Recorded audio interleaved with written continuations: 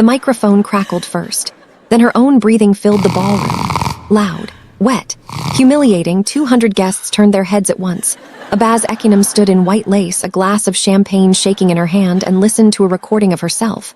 Snoring played through the wedding speakers. On loop, someone laughed first. Then another. Then the whole room. Madame Seok did not laugh. She smiled. Small, satisfied. The kind of smile that had already made its decision weeks ago. "Turn it off," Bae Seok said. Quiet, controlled.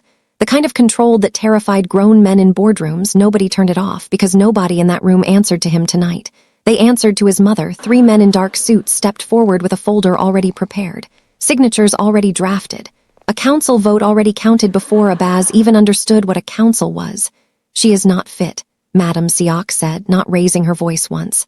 "A Seok bride cannot be this."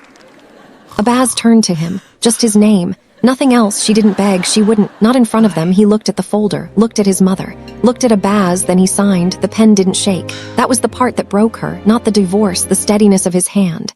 "It wasn't always this bad," she whispered, so quietly only the flowers on the table heard her. We used to laugh about it. Security men took her by the arms, not gently. Her heels dragged marks into the marble the family had imported from Italy 8 months earlier, back when she still believed she belonged in that house. 7 months later, the same family that dragged her out sent 3 phone calls, 1 lawyer, and a black car to bring her back.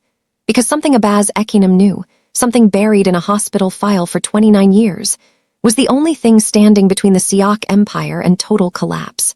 The truth behind her snoring was never about her lungs. It was about a secret that could end a dynasty. 6 months earlier, before any of it fell apart, Bae Seok didn't flinch anymore. He used to. The first month, her snoring would startle him awake and he'd sit up in the dark like a man expecting gunfire. By month 3, he just reached over, eyes still closed, and rested his hand flat against her back until it settled into rhythm. "You always find the beat," she mumbled once, half asleep. "Someone has to conduct," he said. She married a man who ran ports, freight lines, and men who feared his last name. And at 2 in the morning, he was humming lullabies to a woman's shoulder blades like it was the only job that mattered. Every morning, she apologized anyway. "Sorry," she'd whisper before her eyes even opened fully.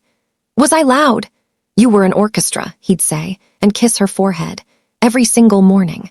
Like a ritual neither of them had agreed to out loud, but both showed up for. She bought pillows. 4 different kinds, hidden in a closet she didn't think he checked. Wedge pillows. Cooling pillows. One shaped like a horseshoe that made her look, in her own words, like I'm being punished by a chiropractor.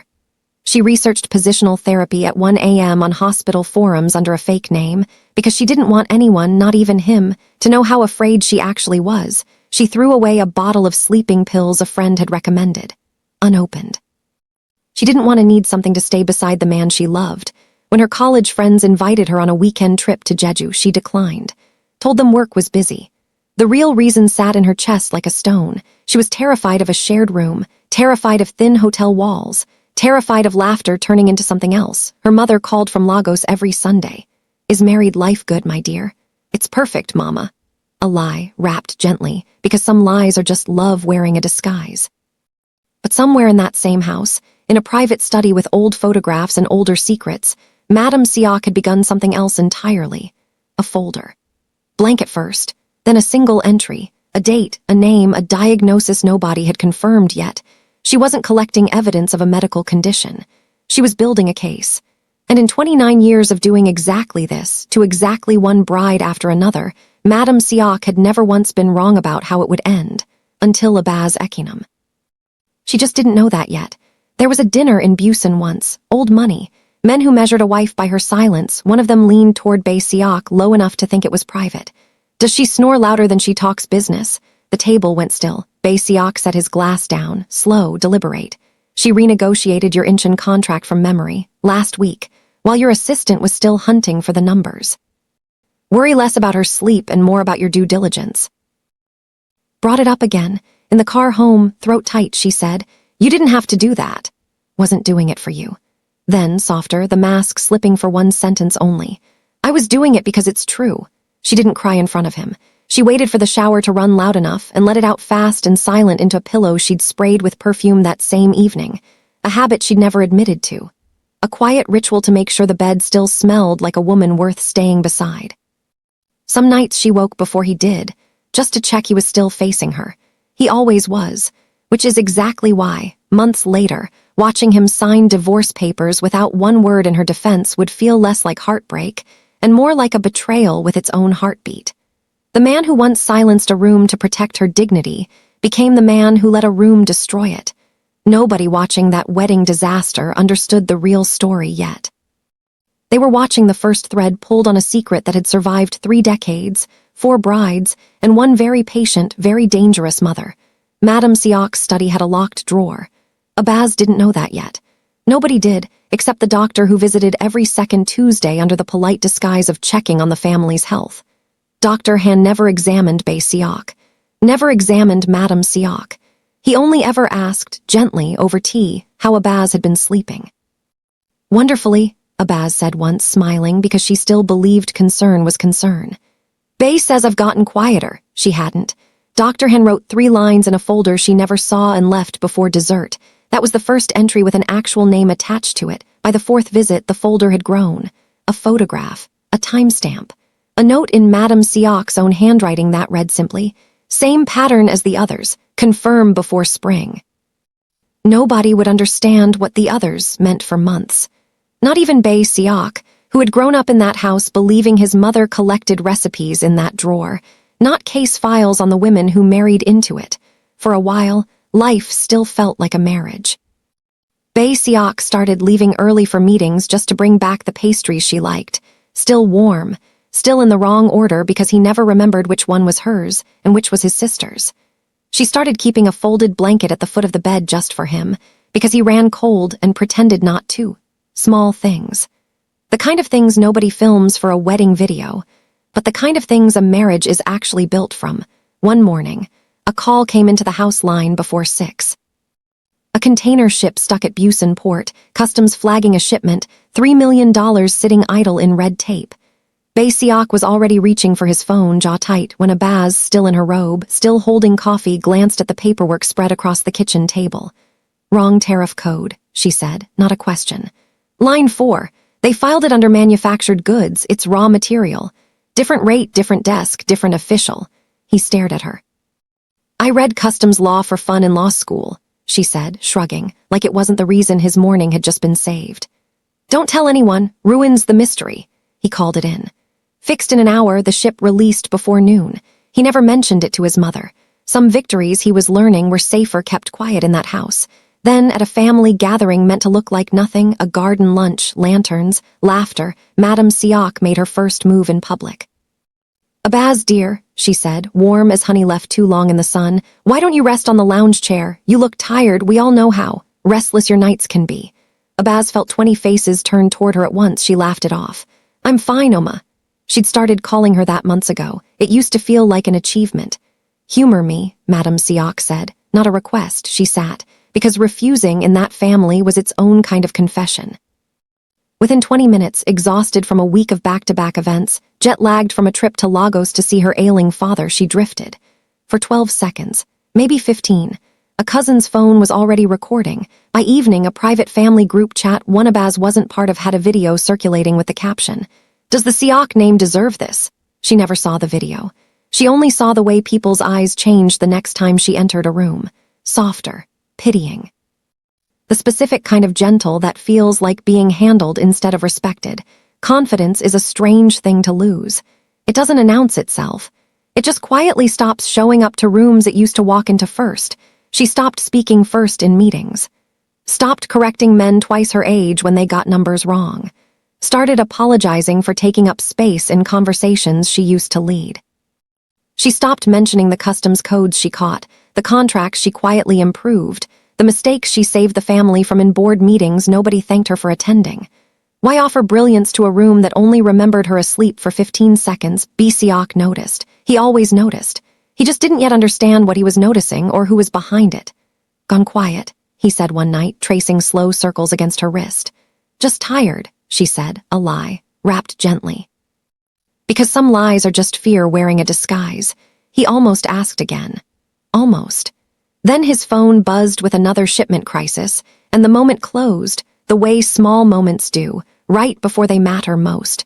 The woman they filmed sleeping for 15 seconds was the same woman who, 1 year later, would stand in front of that entire family and make every single one of them answer for it.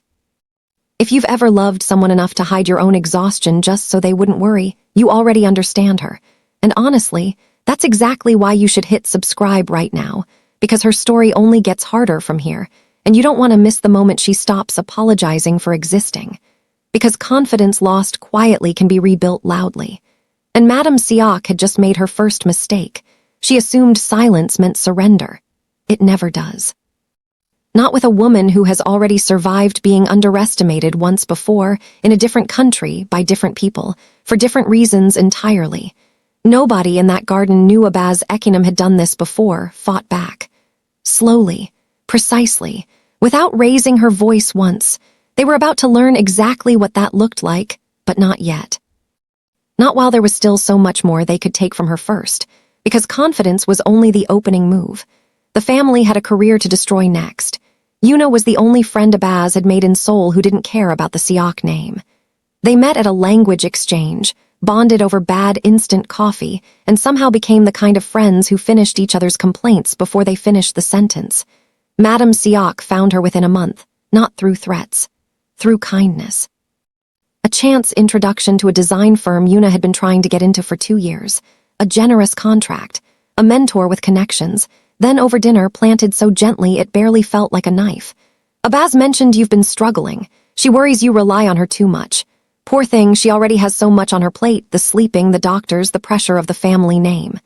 Yuna never repeated that conversation to Abaz. She just pulled back, slowly. Texts that used to come in threes came in ones. Coffee dates canceled for reasons that used to be excuses between them, not truths. Did I do something? Abaz asked once. Over a call, Yuna answered, distracted, half-present. No, just busy, new job. A pause too long to be nothing. We should catch up soon. They never did. Abaz showed up once, uninvited, at Yuna's new office. Stood outside the glass doors for 11 minutes, working up the nerve to just say hello.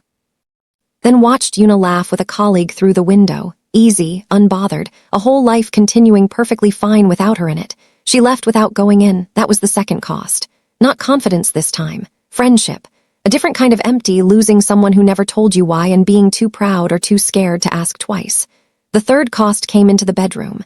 Dr. Han thinks separate rooms might help, Bae Seok said one evening, not looking at her directly. Better sleep.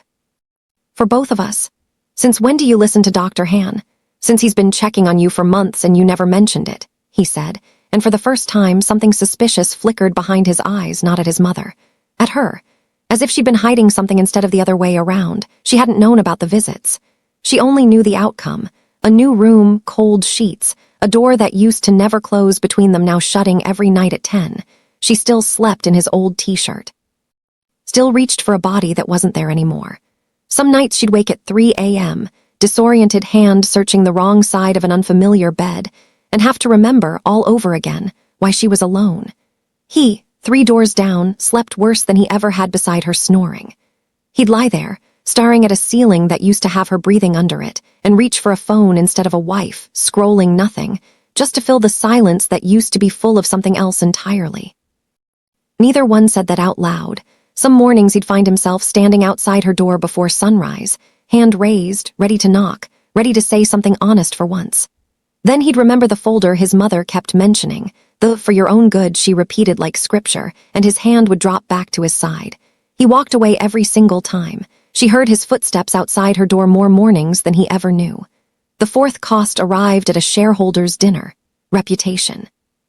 The most public cost of all, the one that couldn't be hidden behind closed doors or private folders. Concerned board member coached, though nobody could prove it yet, raised a question about the emotional stability of the Seok household during a formal vote on expansion into Southeast Asia. Abaz sat through it in silence, spine straight, while 30 executives debated her marriage like a line item. She didn't defend herself. She'd learned, painfully, that defending yourself in that room only confirmed you had something to defend. Instead, she waited. Let him finish. Let the silence stretch just long enough to become uncomfortable for everyone but her. Then she wrote one number on a napkin. slid it across the table toward him, mid-sentence, without a word of explanation. It was the exact figure his company owed the Seoks in unpaid licensing fees. A figure buried 3 departments deep, in a currency his own accountants hadn't reconciled yet. Information nobody outside 3 people should have had. His face changed color. Not embarrassment. Fear. He stopped talking immediately. "Perhaps," Abaz said finally, voice even, almost gentle, "we table the vote until everyone's accounts are as stable as they claim to be." Said another word about her marriage that night. A few of them, walking out, wouldn't quite meet her eyes, the particular shame of men who'd underestimated someone and gotten caught doing it. Seok watched her do it, and for one unguarded second looked at his wife the way he had on their wedding day. Before the speakers, before the vote, before any of it, then his mother cleared her throat, and the moment closed like a fist. That night, Dr. Han didn't show up for his usual Tuesday visit. He never showed up again. His clinic, when Seok's assistant went looking 3 days later, had been vacated. Files gone. Landlord confused, saying the lease was broken early in cash by someone who never gave a name. Abaz asked around, quietly, the way she'd learned to ask things in that family, never directly, always sideways. A nurse who used to work the front desk finally answered a message, nervous, typing fast like she was afraid of being seen doing it. He didn't leave, the message read. He was told to. Then the number was disconnected before Abaz could reply. Someone had started cleaning up evidence, which could only mean one thing. Someone was afraid of what that evidence would eventually prove. And Abaz was starting to understand that the folder wasn't only about her. It never had been. What she didn't know. Seok had reached the same conclusion 3 days earlier, alone at his desk, staring at Dr. Han's last invoice until the numbers blurred. He hadn't told her. Telling her meant admitting how long he'd suspected something was wrong, and said nothing. So instead he did the only thing he knew how to do with a suspicion he couldn't yet prove.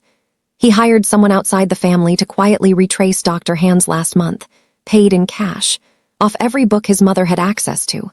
He told himself it was to protect Abaz. He hadn't yet worked out that it was also, already, too late to only be that. Mr. Cho had kept the Seok family books for 11 years. Quiet man, precise, the kind of accountant who color-coded his lunch containers. He called Abaz on a Tuesday, voice tight in a way she'd never heard from him. "There's a fund," he said. "Goes back decades. I only found it because I was reconciling an old account nobody's touched since before you married in. It's not shipping money. It's not real estate." A breath shaky. "It's payouts to women, 4 of them that I can find so far." "What kind of payouts?" "The kind you give someone to disappear quietly and never come back." "Send it to me," Abaz said, already standing, already reaching for her coat. "Tonight, please, Mr. Cho." "I will, A long pause. She heard him swallow. "I need to make a copy first, somewhere safe. Give me a few hours." "You in danger?" "I don't know yet," he said. "But I know how this family handles things it doesn't like." He agreed to send her the file that night. He never sent it. His car was found at the bottom of an access road outside Gimpo 2 days later. Ruled an accident. Wet roads, the report said. Mr. Cho had driven that road every week for 11 years without incident. Seok stood over the report at 2 a.m., jaw locked, hands flat on his desk like he was trying to keep the whole house from tilting. "This wasn't an accident," he said to no one, because Abaz was 3 doors down, behind a closed door he still hadn't found the courage to knock on. He called the head of security himself. Personally. A man who'd worked for the Seoks longer than Seok had been alive. A man who'd taught him to shoot when he was 14 and had never once lied to him before now. "Pull every camera near Gimpo from that night," he said. 2 hours later, the answer came back, careful, rehearsed. "System error, sir." 11 months of footage, corrupted. West Wing archive. "We're still investigating the cause." The West Wing, Madam Seok's study, the wing with the locked drawer. Seok didn't say what he was thinking. Not yet. Some suspicions are too dangerous to say out loud, even alone, even at 2 a.m., even about your own mother. He said it the next morning instead, to her face. "Found a fund," he said, over breakfast neither of them touched. "Old, unlisted." He wanted to send Abaz something about it the night his car went off the road. Madam Seok didn't look up from her tea. "Grief makes people careless with money and careless with roads, both apparently that week. That's not an answer. It's the only one I have." She finally met his eyes, calm, unblinking. "You've had a difficult year. I'd be careful which ghosts you go looking for. Some of them bite back." He believed her. That was the part he couldn't forgive himself for later. Not that he asked, but that her voice hadn't shaken at all, and his mother's steadiness had always been the only proof he'd ever needed of anything. He let it go. For now. But Abaz heard about the system error the next morning, from a maid too nervous to look her in the eye while she said it, and something cold settled into her chest that had nothing to do with grief for a man she barely knew. Mr. Cho hadn't found an old account by accident. Someone had wanted him to find it, or someone had made a mistake leaving it there at all. Either way, 4 names were still missing. 4 women. And whoever erased that footage was making very sure nobody ever connected them. The wedding was supposed to be a fresh start. A public renewal, Madame Seok called it, a chance to reintroduce Abaz properly to the family's allies after a rocky first year. Abaz wanted to believe that. She wore the white lace. She smiled through the toasts. She didn't know Madame Seok had spent 3 weeks compiling a recording. Nights stitched together from a hidden monitor Abaz never consented to, edited down to its loudest, ugliest seconds. She didn't know the council vote had already happened, quietly, the week before, in a room she was never invited into. She didn't know Bae Seok had been shown, 1 hour before the ceremony, a photograph of Yuna's new apartment building with a red circle drawn around the window and a single sentence beneath it. "Sign, or she isn't the only one who gets hurt." Stared at that photograph for a long time. Long enough that his mother had to say his name twice to get his attention back into the room. "You understand," Madame Seok had said, not unkindly, in the voice of someone who genuinely believed she was doing him a mercy. "That love without control is just a slower kind of ruin. I am protecting this family. I am protecting her too, whether either of you can see that yet." She meant it. That was the terrifying part. She wasn't lying to justify cruelty. She actually believed it was love. That's why his hand didn't shake when he signed. It wasn't coldness. It was a man choosing the only version of protecting 2 women at once that his mother had left available to him. He didn't get to explain that. Not that night. Not with security already moving Abaz toward the door, her heels dragging marks into imported Italian marble. "It wasn't always this bad," she whispered. We used to laugh about it. He heard her. He said nothing. Saying nothing was the only thing keeping Yuna alive, and he hated himself for how easily, how quickly, he'd learned to make that trade without flinching. By morning, 2 men he trusted more than his own name were parked outside Yuna's building, paid privately, told to report to no one else in the family. It didn't undo the photograph. It didn't undo the signature. But it was the one thing he could still control, and he took it, quietly, the way a man takes the only exit left in a burning room. If you've made it this far with her, you already know she doesn't deserve what's coming next. So say it in the comments. Tell her you're rooting for her, because somewhere in the next 20 minutes, she's going to need every single one of you believing she comes back stronger than they made her leave. Because 7 months later, that same family would call her, begging. Not for forgiveness, for survival. And the woman they dragged out that night, heels scraping marble, dignity in ruins, hair coming loose from its pins, would walk back in through the front door on her own terms, holding the one thing Madame Seok never accounted for, proof. Not just of what happened to her. Proof of what had happened, quietly, patiently, for 29 years, to every woman who came before her, and never got the chance to come back. Abaz rebuilt her life in a 1-bedroom apartment in Itaewon with peeling wallpaper and a landlord who never fixed the heater. She took a job at a mid-size logistics firm, the kind that didn't care whose name she used to carry, only whether she could read a tariff schedule. She could. Within 4 months, she'd saved them 2 shipments and a lawsuit. Nobody there knew she used to be a Seok. She liked it that way. Her manager, a blunt woman named Jaiwoo, caught her fixing a filing error nobody else had noticed and just said, flatly, "Where have you been hiding?" Not a question. Abaz laughed for the first time in weeks, a real laugh, surprised at how much she'd missed the sound of her own voice being useful again. She called her mother every Sunday, same as always, the phone warm against her ear the way it had been since she was a girl in Lagos, homesick for the first time at boarding school. "Is life good, my dear?" "It's honest, Mama," Abaz said. "That's better than perfect." Her mother went quiet on the line, the kind of quiet that meant she understood everything Abaz wasn't saying and didn't push. Just said softly, "Good. Come home if you need to. The door is always open." Abaz didn't cry. Not that call. She'd done enough of that already. She slept alone now, properly alone, no hand reaching over in the dark to settle her breathing.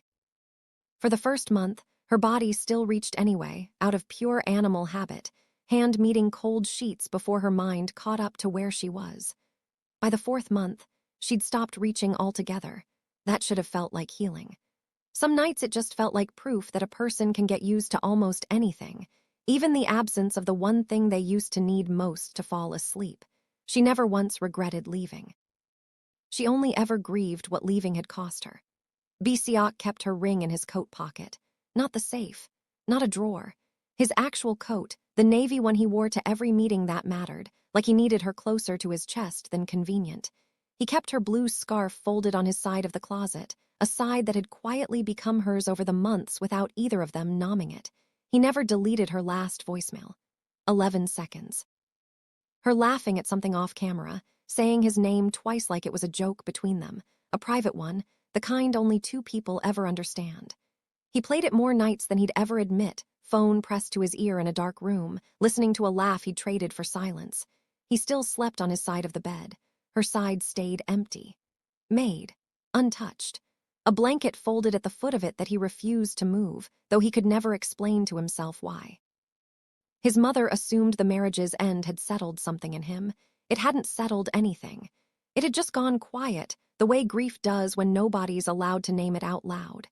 He still ran the empire, still closed the deals, still stood in rooms full of men who feared him, but his assistant noticed he'd started leaving the office lights on later, staring at nothing. Once in a meeting, someone mentioned a shipment delayed by weather, and he went pale for no reason anyone could explain, because the word storm had, for one unguarded second, made him think of the sound of rain against a window, and a woman who used to sleep through it without ever once apologizing for the thunder. The reversal started small. The shipping magnate from Busan, the one who'd made the joke about her sleep, the one she'd humiliated with a single sentence at a shareholders' dinner, called the Seok office directly, asking, almost pleading, for the woman who used to sit in on these meetings. Nobody in that boardroom had solved a customs dispute the way she once had, quietly, without fanfare, for a decade. They didn't know her name to ask for. They only remembered what she was worth once she was gone. Word moves fast in rooms built on fear. Word moves faster in rooms built on money. Within weeks, 3 separate contacts had asked, carefully, discreetly, whether Mrs. Seok might consider consulting unofficially for a fee. Madame Seok refused each request on principle, insisting the family didn't need outsiders fixing what family should handle internally. Principle lasted exactly until the empire needed something principle couldn't fix. It took Bae Seok's investigator 5 months to find what Mr. Cho had hidden, a safety deposit box under his sister's married name, opened only after every other lead had gone cold. Inside, copies of the fund, and one name that meant nothing to Bae Seok until his investigator cross-referenced a hospital ledger in Lagos, dated 29 years back, a doctor's signature, Abaz's father. Bae Seok stared at that name for a long time before he understood what it meant. The woman he'd let them destroy was the only person left alive who could read the one piece of evidence that might actually end this. He didn't go to her himself. He wasn't ready to be looked at yet, not after everything.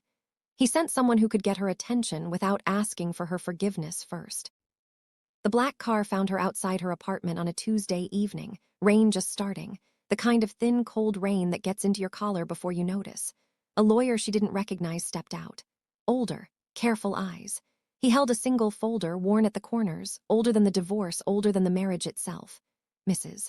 Ekinum, he said, not Seok. He was careful about that. I apologize for the intrusion, but I believe your father once worked at a teaching hospital in Lagos.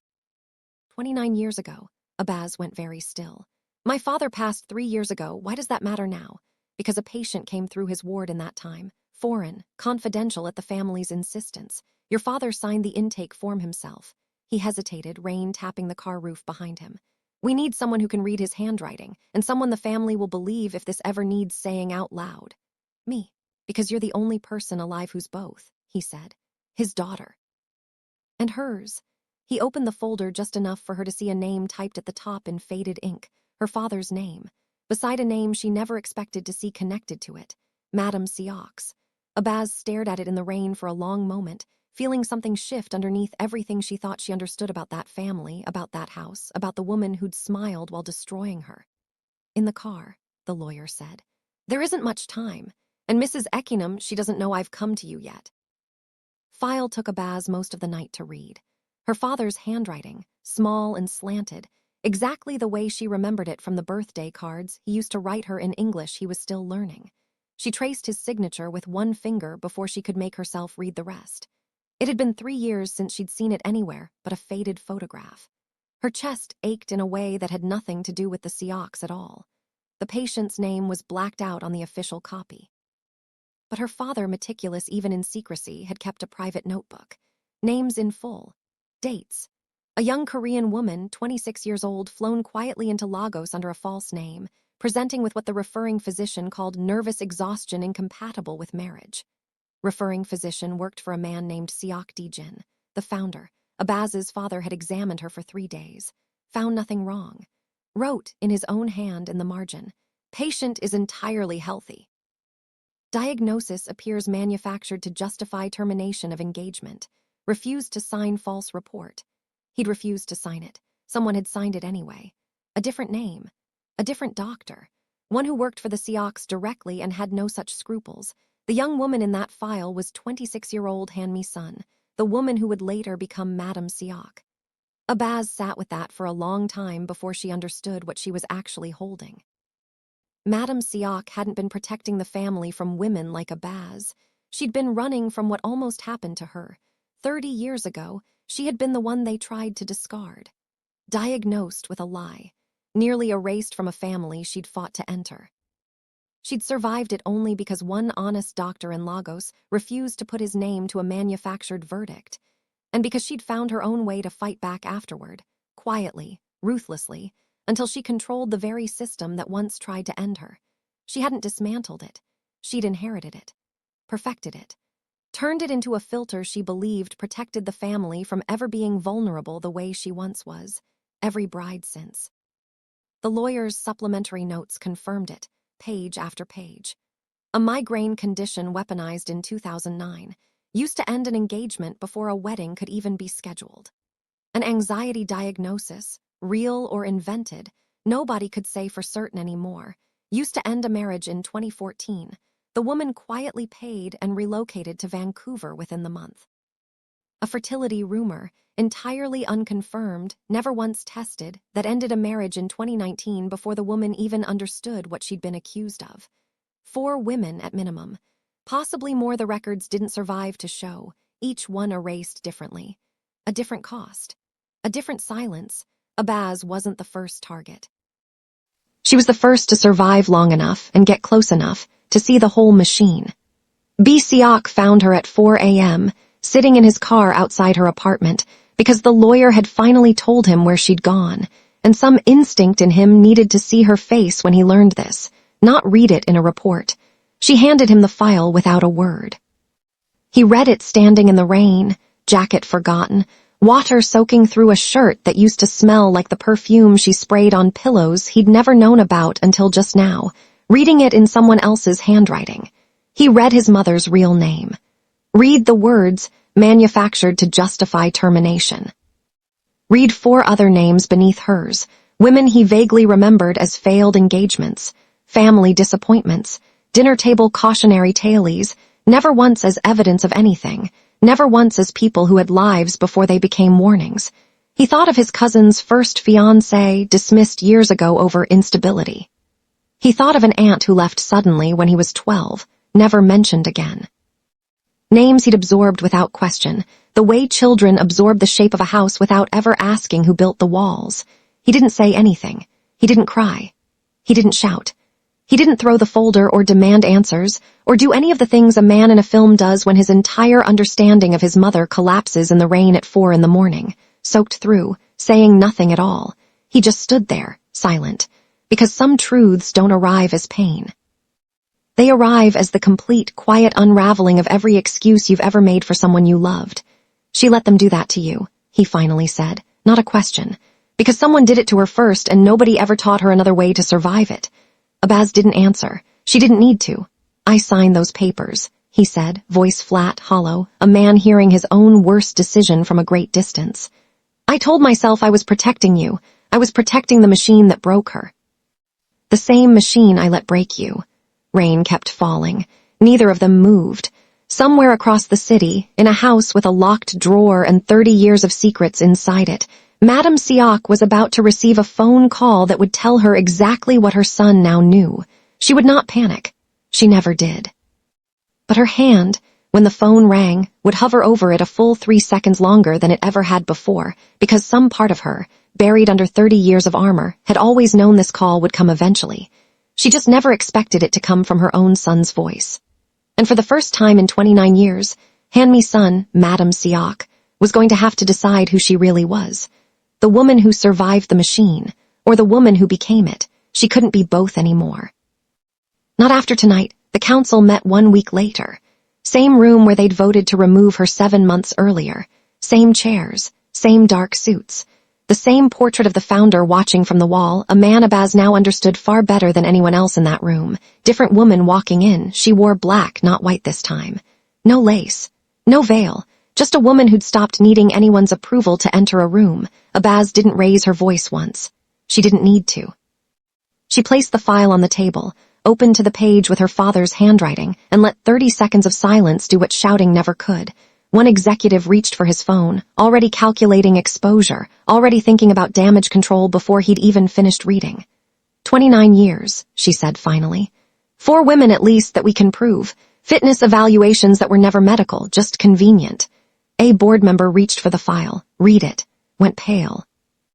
Passed it to the next. By the 3rd pair of hands, nobody wanted to touch it anymore. Madame Seok sat at the head of the table, spine straight, hands folded, the same posture she'd held the night she smiled while a room laughed at Abaz's shame. Something Bae Seok said. Quiet, not cruel, just tired of silence doing all the talking in that family. She looked at the file for a long moment. Then, for the first time in front of anyone, her hands weren't perfectly still. I did what I did, she said, because someone once decided I wasn't worth keeping. And I promised myself no one would ever get to decide that about me again. A breath. I became the thing that broke me because I thought strength meant never being breakable twice. That's not strength, Abaz said, gently, not triumphant, just honest. That's just a wound wearing a crown. Nobody in that room laughed this time. The board didn't need convincing after that. 3 allies withdrew support within the month, unwilling to be associated with what the file proved. A journalist fed selected pages by the lawyer, ran a story that never used the word mafia, but made every reader understand exactly what kind of family this was. The 4 women from the records were found, quietly, respectfully, one by one. A woman in Vancouver who hadn't spoken Korean in 5 years, weeping on the phone when she realized someone finally believed her. A woman in Busan who'd remarried and simply wanted the record corrected, nothing more. 2 accepted settlements they never had to fight for. One asked only for an apology, delivered in person by Bae Seok himself, who drove 6 hours to give it without a single camera present. One never wanted to be found at all, and Abaz made sure nobody pushed. Madame Seok stepped back from the council. Not arrested, not exiled. Something harder for a woman like her. Irrelevant, in a house she'd controlled for 3 decades, watching her son rebuild it into something she no longer recognized, and quietly no longer resented. She spent her evenings now in the garden where she'd once ordered Abaz to sit and rest. Alone, mostly. Sometimes Bae Seok joined her, and they didn't discuss the file, or the council, or the 29 years. They just sat, 2 people learning what honesty cost, and deciding slowly it was still cheaper than the alternative. Bae Seok found Abaz outside the building afterward. Rain finally stopped, the city washed clean and shining under streetlight. He didn't say sorry. Sorry felt too small for what they'd both survived. He just held out her ring. The one he'd carried in his coat pocket for 7 months, through every meeting, every sleepless night, every excuse he'd made himself to keep it close instead of putting it away for good. She looked at it a long time. Not the same woman you signed away, she said. I know, he said. I'm hoping you'll consider a different one anyway. She didn't put it on. Not yet. She just closed his hand back around it gently and let her palm rest against his knuckles a moment longer than necessary. Ask me again, she said. When you're sure it's me you want, not the guilt. He nodded. Didn't argue. Some promises are stronger for being delayed. Some love stories don't end with a ring going back on a finger. Some end with a woman finally being asked instead of decided for. Months later, at a quiet gathering nothing like the wedding that started all of this, a newly married woman pulled Abaz aside, voice trembling. "I'm afraid," she whispered. "He'll stop sleeping beside me. Once he really knows how loud I am at night." Abaz took her hand. "Let embarrassment become silence," she said. "Some problems need understanding. Some need a doctor. None of them mean you deserve less love. If that's you tonight, lying awake, doing the math on whether you're too much to be loved quietly, there's a guide linked below, put together with real sleep specialists, not to fix you because you were never broken, but to give you options gently on your own time, whenever you're ready and not 1 second before. No pressure. Just information waiting for you, the way it should have been waiting for her all along. Abaz Ekinum didn't destroy an empire. She just refused to disappear quietly, the way 29 years of women before her had been asked to, one after another, until nobody was left to even remember their names properly. And when people tell this story now, they don't lead with the conspiracy or the mafia or the secret file. They lead with her, the woman who slept loudly, loved fiercely, and simply would not leave the room. Before you let snoring steal another night, another morning, or another piece of your marriage, wait, because snoring can become more than noise. It can mean exhausted mornings, separate bedrooms, whispered apologies, avoiding intimacy, turning down trips, avoiding sleepovers, or feeling embarrassed around friends because you're afraid of what happens when you fall asleep. And sometimes the hardest part isn't waking someone up. It's waking up and realizing you've started living like roommates instead of husband and wife. You don't have to simply accept that. That's why I created the Snoring End Guide, a simple, practical roadmap to help you understand your snoring, stop guessing, and explore realistic options for getting your nights, your confidence, and your closeness back. No shame. No judgment. No guessing. If any of this feels painfully familiar, don't just hope tonight will somehow be different. Get the Snoring End Guide and find out what you can actually do. Your copy is waiting in the description and pinned comment, or scan the QR code on your screen. Because you deserve peaceful nights. You deserve to feel wanted in your own bedroom. You deserve to travel, sleep over, laugh, cuddle, and fall asleep beside the person you love, without wondering whether snoring will steal the moment. Don't just live with it. Find out what you can do.